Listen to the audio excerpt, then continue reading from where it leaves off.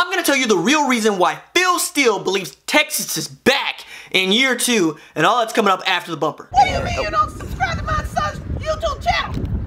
Mama, no! Just snap the damn ball, RJ. What's up, kid folk? It's RJ Young. I am not on a step mill. So, story. I got a text from sports animal radio host Patrick Masick asking if I would do the 10 to 11 hour that he does for the Sports Mix on the Tulsa Animal on Monday. I usually do a segment 9:45 a.m. Central Time on Mondays where I call in and talk a little OU football. But this time I went in and had a good time. And one of the things that came up was Phil Steele's college football preview, which is amazing and pretty great. But I caught what I thought was a typo. And I'll get to that in a second. But at the end of the hour with Patrick, I went to Barnes & Noble and I bought my own Phil Steele's college football preview along with a bunch of other college football preview magazines because I'm that sort of nut, just like you're that sort of nut. And I went flipping back through and I was trying to figure out why Phil Steele believes what he believes. I brought it to the register. The gray-haired lady working at the Barnes & Noble register asked me, where do these magazines have OU ranked? This is why I love Oklahoma, man. College football in July, she wants to know what OU's doing.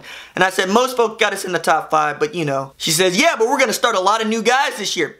I love Oklahoma. And she's right. And I think that plays into Phil Steele's thinking when I make this point. So first of all, let's get into what Phil Steele thinks of Oklahoma. And his forecast is such. Bob Stoops was 101-9 at home.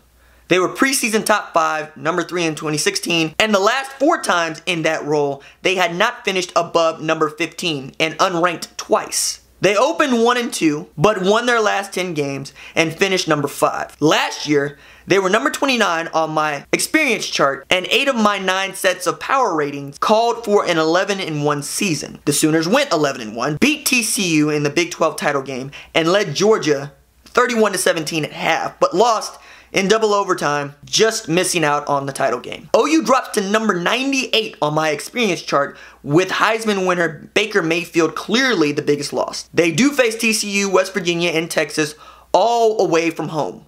OU could be favored in all 12 this year, once again, are a playoff contender. So that's what Phil Steele thinks of OU. Now let's get into what he thinks of Texas. And his forecast calls for this year they return 7 starters, including 2 quarterbacks that are veterans, and look for a big improvement, especially in the rush attack. In 2016, the defense allowed 448 yards and 31.5 points per game, the most since 1997.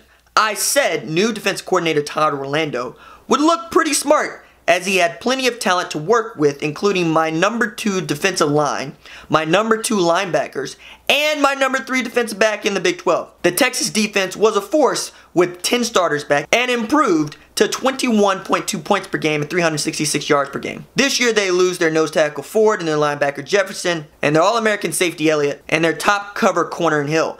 I like the returning talent with 7 starters back, and my computer is calling for them to allow 23 points per game. But Texas had 3 straight losing seasons from 2014 to 2016. Tom Herman has had great success everywhere he has been, and Texas had 3 net close losses in 2016 and were plus 19 yards per game in Big 12 play despite a 3-6 record. I put the Horns on my most improved list, and after a bowl win, the Horns finished 7-6. This year, they have 14 returning starters and did have 3 net close losses in 2017. So we're basically 3 plays away from 10-3.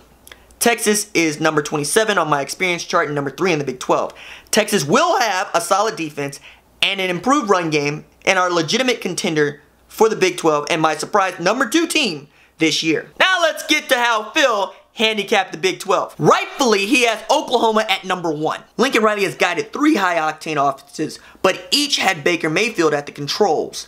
The Sooners should have a stronger defense and a potent offense. They do have to face Texas, TCU, and West Virginia away from home this year, and those 3 figure to be the main contenders. Most of my power ratings have Oklahoma at the top, but it will be a dogfight this year. Now, he has Texas tied at 1 with Oklahoma, and this is his reasoning. Texas was much better than its 6-6 regular season record last year.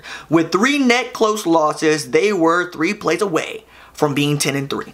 The Horns are the 3rd most experienced team in the Big 12 and have 2 veteran QBs.